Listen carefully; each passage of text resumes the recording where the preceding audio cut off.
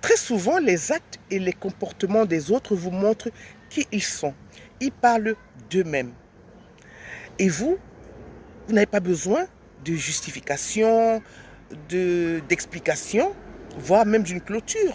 Donnez-vous votre propre clôture. Pourquoi? Parce que vous voulez tout intellectualiser, alors que vous avez les réponses à vos questions sous vos yeux. Si vous attendez une explication, vous allez être confronté à un manque de respect notoire. Et avec le recul, vous allez vous dire, mais qu'est-ce qui m'a pris? Au pays, on entend souvent les gens dire, regarde-moi cette personne-là, elle me courait derrière comme un chien. C'est ça. La personne qui vous courait derrière, qui vous suppliait même, aujourd'hui, elle se permet de vous manquer de respect. Pire, c'est que quand vous avez dit oui, quand vous avez accepté cette relation-là, vous avez découvert avec stupéfaction, lors des milliardises, que cette personne ne pouvait même pas vous honorer. Il paraît que 30% d'hommes sont atteints de cette pathologie. Personnellement, je n'ai jamais été un homme. Pour les femmes, je n'en sais trop rien.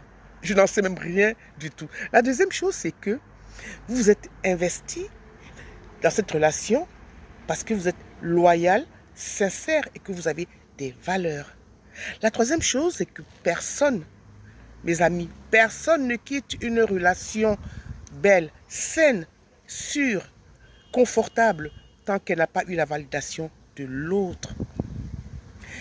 Cette relation-là, cette personne, elle revenait épisodiquement vers vous pour tester votre investissement émotionnel, pour voir si vous êtes toujours en train de l'attendre sagement sur une étagère poussiéreuse.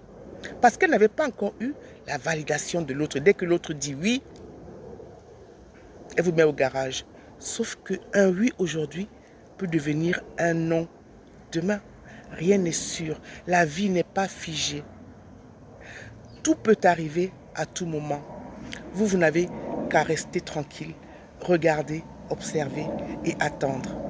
Allez, ne me remerciez pas.